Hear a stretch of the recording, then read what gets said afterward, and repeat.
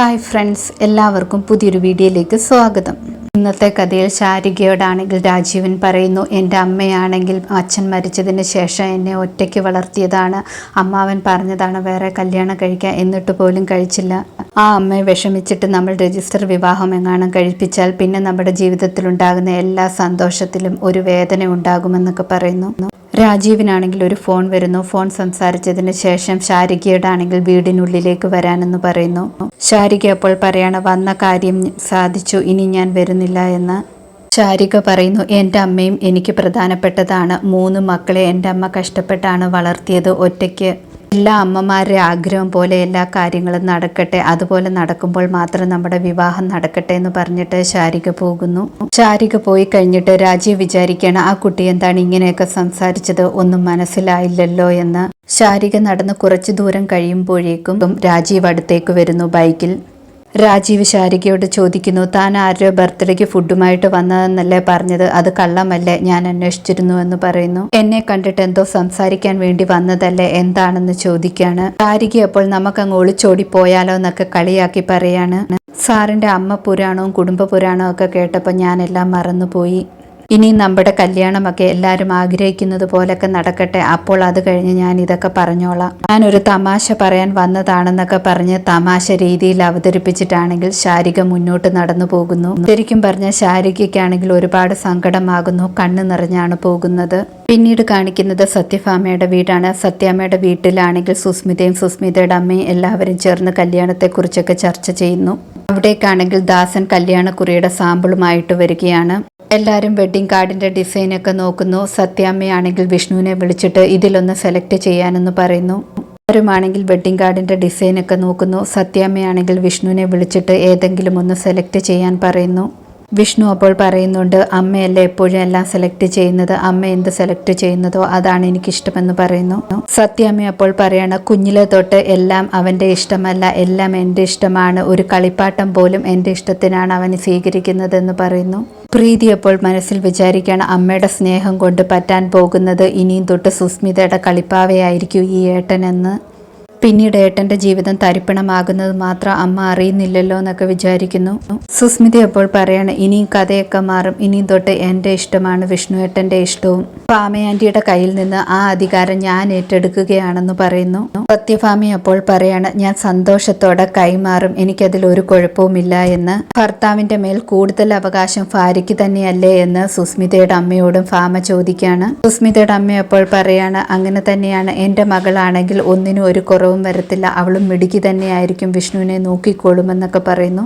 സുസ്മിതയാണെങ്കിൽ ഒരു കാർഡ് കൊടുത്തിട്ട് ദാസനോട് പറയാണ്, ഈ കാർഡ് തന്നെ അപ്പോൾ പ്രിന്റ് എടുത്തോളാൻ എന്ന്. ദാസനാണെങ്കിൽ കാർഡുമായിട്ട് വെളിയിലേക്ക് വരുന്നു. കൂടെയാണെങ്കിൽ വിഷ്ണുവും ചെല്ലുന്നുണ്ട്. വിഷ്ണുവിനോട് ദാസൻ പറയണം, ആശാനെ എന്നാലും എന്നെ കൊണ്ട് തന്നെ ഇത് ചെയ്യിപ്പിക്കണമല്ലോ എന്ന്.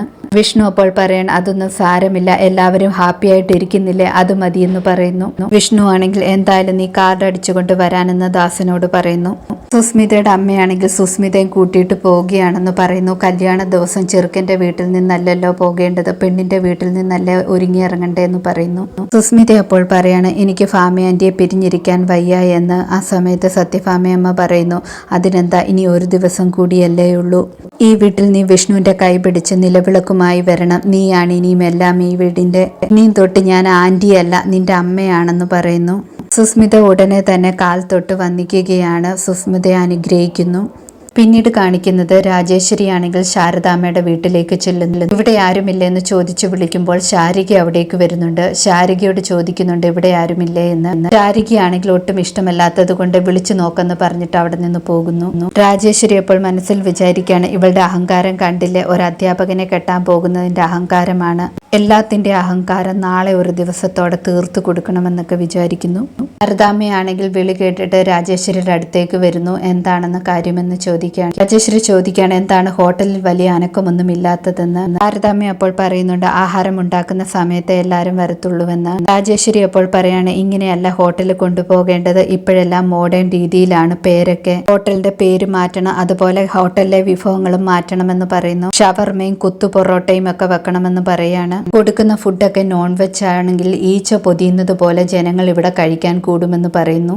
ബാലചന്ദ്രനാണെങ്കിലും എന്തൊക്കെ ഐഡിയ ഉണ്ട്, അതൊക്കെ നമുക്ക് നോക്കണമെന്ന് പറയുന്നു. ഈ ഹോട്ടലിന്റെ പേര് പോലും അത്ര നല്ലതല്ല, കുടുംബശ്രീ എന്നുള്ളത് സർക്കാരിന്റെ ഏതോ ദാരിദ്ര്യ പരിപാടിയാണെന്നേ വിചാരിക്കത്തുള്ളൂ എന്നൊക്കെ പറയുന്നു. ഇപ്പോഴാണെങ്കിൽ ദേ ചിക്കൻ, ദേ മട്ടൻ എന്നിങ്ങനെ മോഡേൺ പേരുകളൊക്കെയാണ് വേണ്ടതെന്ന് പറയും. ആണെങ്കിൽ ദേഷ്യം വന്നിട്ട് ഒന്ന് പോടി എന്ന് പറയുന്നു. രാജേശ്വരി എന്താണെന്ന് ചോദിക്കുന്നു. അപ്പോൾ പറയണം ഒന്ന് പോടി എന്നൊക്കെ പറഞ്ഞിട്ട് പേരിടാവല്ലോ എന്ന്. ഇപ്പോഴത്തെ ജനറേഷൻ ആണെങ്കിൽ ഇച്ചിരി പ്രകോപിപ്പിക്കുന്ന പേരും ഇഷ്ടമാണെന്നൊക്കെ ശ്യാമ കളിയാക്കി പറയുന്നു. രാജേശ്വരിക്കാണെങ്കിൽ ശരിക്കും ദേഷ്യം വരുന്നുണ്ട്. ഇവൾ എന്ത് പഠിക്കുകയാണെന്നൊക്കെ ചോദിക്കുന്നുണ്ട്.